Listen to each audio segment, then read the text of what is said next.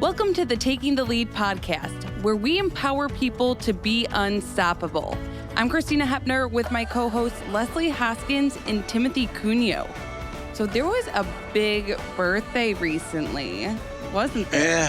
Yeah. Glacier turned 4 a little while back, and she was spoiled rotten. She got her foot massaged. She got a brand new bed. We went out to eat. We celebrated at the restaurant. So she had a fantastic birthday. That's crazy. 4 years already? Aww. 4 years. And she got a pumpkin on a plate with whipped cream on it and a little hat to go on her head. So it's just, she's spoiled rotten. So, she got a better birthday than I did. Yeah, she was living her best guide dog life that day, it sounds like. Yeah, she probably gained some weight, but don't tell nobody. Listen, I like to celebrate my birthday for the full month, so I feel like just keep it going. Well, it was on the 31st, so how do you do that? I mean, it's the end of the month. You can't carry it on into the next month. So.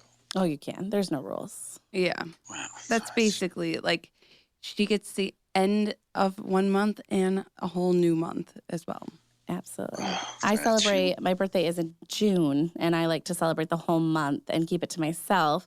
And I always laugh because my son was born May 31st, so he knew that it was my month and he could not possibly come in June, so he came in May 31st. Well, me and all my siblings are born in July, so really? I always had to share my birthday month. Always. That is funny. You know, it's really funny. So my husband is an identical twin, and him and his twin brother do not have the same birthday. Oh. So my husband was born first, right before midnight, and then his brother was born just after. I always think crazy. That's so funny. Yeah. But then my brother-in-law married somebody who has the same birthday as him now. So he didn't have to share his birthday his whole life with his twin, but now he shares with his wife. Wow. It's so crazy how things like that happen. That's terrible. Terrible. I want my own day. I want my own day. Well, sorry. Too funny. Birthdays are great. I love celebrating birthdays. It's like your one special day. So happy late birthday to Glacier. Yes. We are so glad she is part of your life. But today we are really excited because we have a wonderful guest who is actually also from Georgia joining us today. Yes, Sara Claudia is a speaker and author. She is also a founder of Sara Claudia Ministries, which encourages others to walk by faith, not by sight. She's an author of 2 books and has a podcast of her own. Yes, and I was surprised that she was on this when I saw the list the other day, and I hope she's a Georgia Bulldog fan just as much as I am. But you know what? She's got a great story, and more importantly, she's got a great testimony, and I am so excited that she is here. Sara Claudia, welcome to the podcast, and tell us about yourself. Yes, well, thank you guys so much for having me. I'm so excited to be here to share about my leader dog journey. But as you already heard, I'm from Georgia, West Georgia, about 45 minutes west of Atlanta. And I've lived in the same town all my life. I got married back in May, and I have a wonderful guide dog named Jackson. Very awesome. Congratulations on recently getting married as well. That's got to be an exciting time. So, Sara Claudia, how long have you had Jackson for? I just got him back in August. So it feels like it's been a whole lifetime. He has changed my life so much already, but it hasn't been that long yet. So we're still a new team. And can you start by telling us a little bit how you lost your vision? Yes. So back in 2015, I was 20 years old. I was a junior at college. I went to a small college called Berry College. It's in Rome, Georgia. And I say small college, it's actually one of the biggest campuses in the world. It's got like thousands and thousands of acres of farmland and walking trails. It's a big kind of agricultural school. So I was going to college there. I was on the equestrian team, so I've ridden horses all my life. And at this time, I was completely sighted. I had never had any vision problems other than having to wear glasses and contacts since I was very young. And so right before my senior year of college started, I was scheduled to have my tonsils taken out. And I'd kind of suffered with tonsillitis for all my life. So I finally had enough, decided to have them removed. And I went in for the surgery. Everything went fine. I was discharged late that afternoon, and I went back to my parents' house to kind of recover and recoup before going back to school. And my mom, she actually slept with me in my bedroom that night after my surgery, which ended up being a huge blessing because she woke up at about 3 or 4 o'clock in the morning, decided she would check on me and make sure I wasn't in too much pain from the surgery. But when she tried to wake me up to give me some water, she discovered me completely unresponsive. So I was rushed back to the hospital where I was put on a ventilator. And when I finally woke up and I started breathing on my own, I told my dad, who happens to be an eye doctor, that I couldn't see anything and everything was completely black. So just like that, my life was completely changed, totally unexpected. And we really had no idea how to deal with it. That is quite a story. And I can't imagine going through that. And your mother's natural instincts there to just kind of kick it in. She knew something was wrong. I think that's crazy. So you lost your vision. How did that feel? I guess, how long did it take you to realize that, oh my gosh, this is really happening. This is real. It's not coming back. Yeah. I had gone through so much trauma, and I was on so much medication and all the things they were kind of trying to see if it was reversible at the very beginning. I don't remember much from those first couple of days, even the first week or so. And at some level, I think that was a blessing because I never really remember having like a panicky moment. It was kind of like a slow fade into this new reality. But even when I realized, I can't see, I can't do anything like I used to, we were still very hopeful that we could find a treatment that would bring my sight back. And, my dad being an eye doctor, he searched for all sorts of treatments that took us to Germany, to China, all over Atlanta, down to Florida. So, we were very, very hopeful, and my dad still searches for everything. We're still hopeful, but it took several months for me to kind of realize, this might not be reversible. This might be long-term, even forever. And I need to learn how to deal with this, how to live with this. Right. A new reality really setting in. Mm-hmm. And so what were your first steps? What did you do? How did you get out of bed? How did you take those next steps? Yeah. So my mom actually made me a homemade cane. Okay. She attached a wiffle ball to the end of a hiking stick. And that was how I navigated for the first few kind of weeks and months. I didn't really need anything around my childhood home there at the beginning. So it was relatively easy. But when I started to realize, I want to be able to go outside and, go past the walls of this house, she ordered me a cane, and I started reaching out to vocational rehab and trying to get those services. So the very first thing that I started trying was mobility. That is incredible.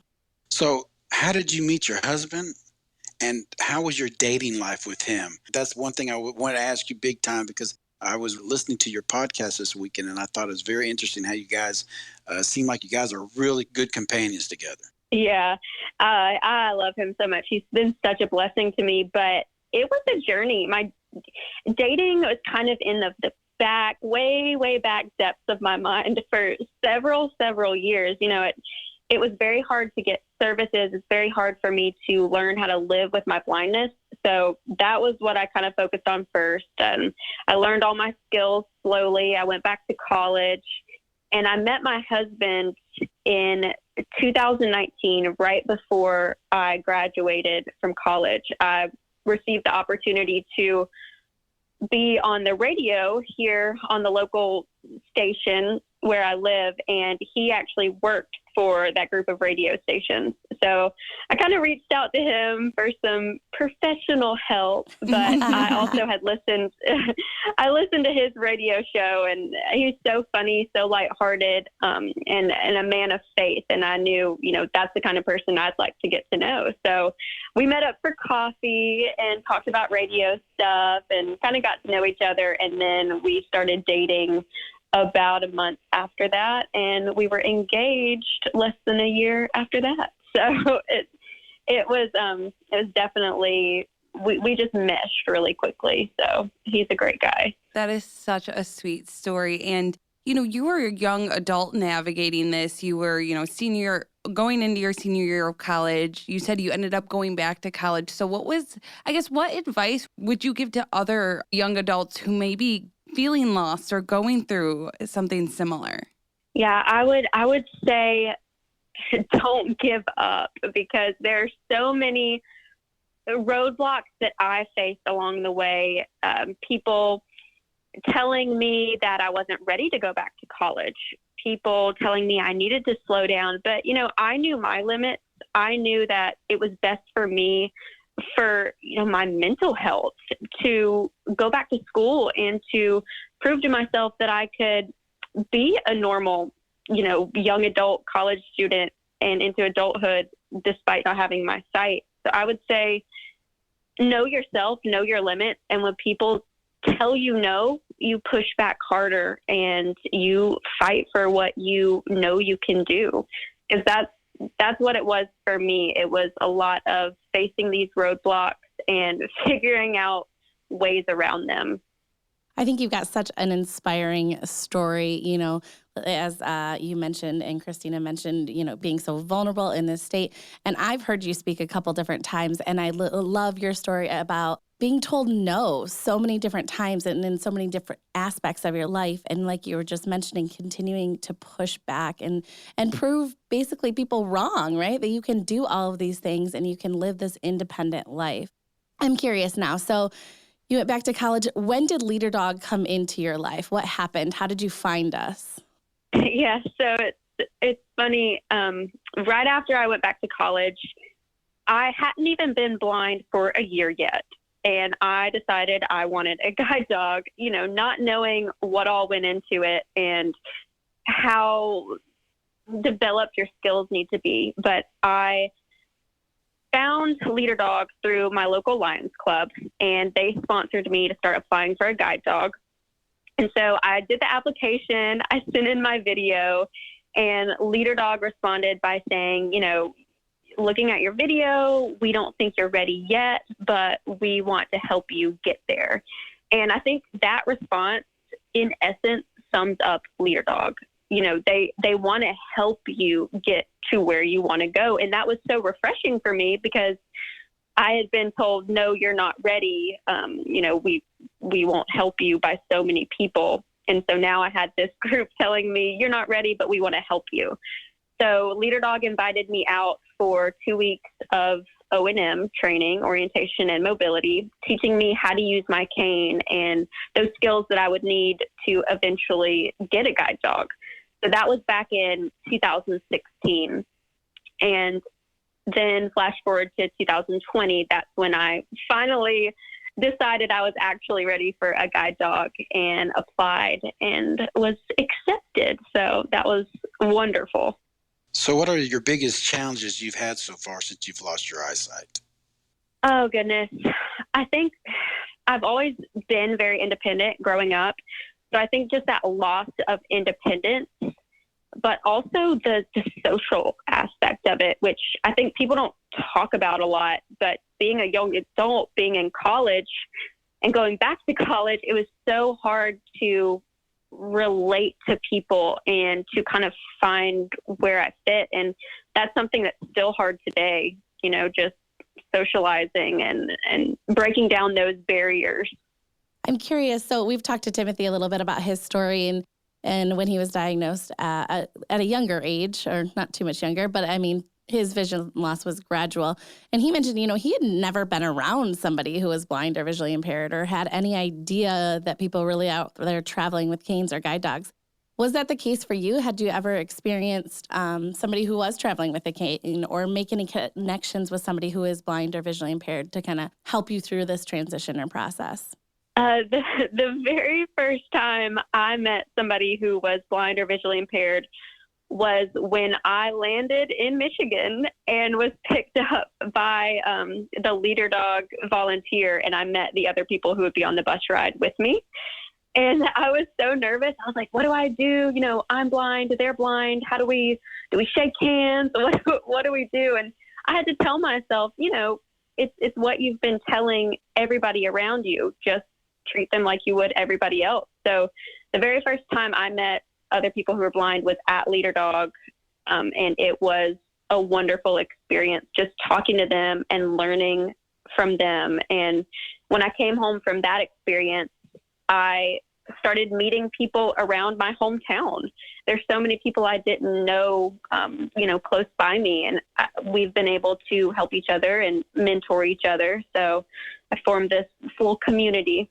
I think that is incredible. That's one of the things that I always tell people when they're coming to Leader Dog. One of the best parts about it is, yes, making those connections and meeting other people who are there at the same time, because you can really share experiences. You can share tips and tricks. Like, there's so many things that you can learn from one another, but also just be inspired or encouraged. Or I think it's really important to have somebody that you can just call and the person on the other end gets it, right? You can just say, you know, today sucked. I hated it. I wish I could see, or whatever it is. And the other person gets it, because, you know, we can try to relate as much as we possibly can, but you're the one living it. And so I think it's so, so nice to make those connections of other people, see how they're doing things, and really inspire yourself and know that you've got that support network. So I think that's incredible that you've now gone back home. You're building that support network. How great for everybody, too, to have you there. You're so inspiring in your story. Do you mind telling us a little bit about all of the things you have going on? We've mentioned briefly, you know, your books and podcasts and stuff, but please tell us, how did you get into all of this? Oh, yeah, it was definitely by accident. Shortly after losing my sight, my faith has been what's really gotten me through it. You know, my family has been wonderful, but my faith, my relationship with God, and as that strengthened, I had some churches reach out to me to share my story. And I was not a public speaker before, so I was super nervous about it. But the very first time I spoke and I saw what I was going through helping other people, I was like, wow, maybe this is the silver lining here. Maybe this is how God's going to use my hardship to help others and to give me a new purpose. So it kind of started slowly. And then I've always loved to write. So I started kind of writing about all my experiences, traveling and just living without my sight, and how God was walking me through all of it. And to my surprise, people started enjoying reading what I was writing. So honestly, I just kept going, and it grew, and it's turned into this ministry where I have all these opportunities, not only to share my faith and to share how God has helped me, but to educate others about blindness, which I love doing because it's something that people just don't see every day. Yes. And I think that is so amazing, Sara Claudia, that, I mean, you're inspiring not only other people who are going through challenges, but just anyone in life who may be going through a hardship, no matter what it may be. So I think that is so awesome that you found that path. And now you have Jackson. So what is it like for you to, because, you know, you're a speaker, you're a writer.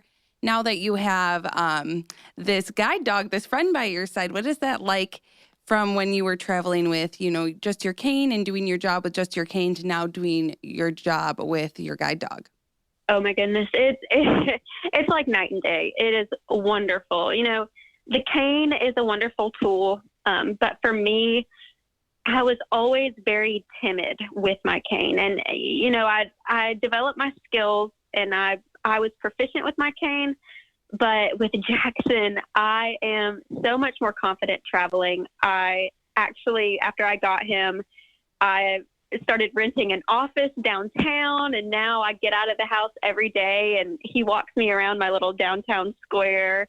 around my office. And he's just so perfect. You know, when I got accepted and I started researching about how they match everybody to this specific dog, I was like, there's no way that the dogs can be that different, that you can get one that's perfect for you. But now that I've got Jackson, I am amazed.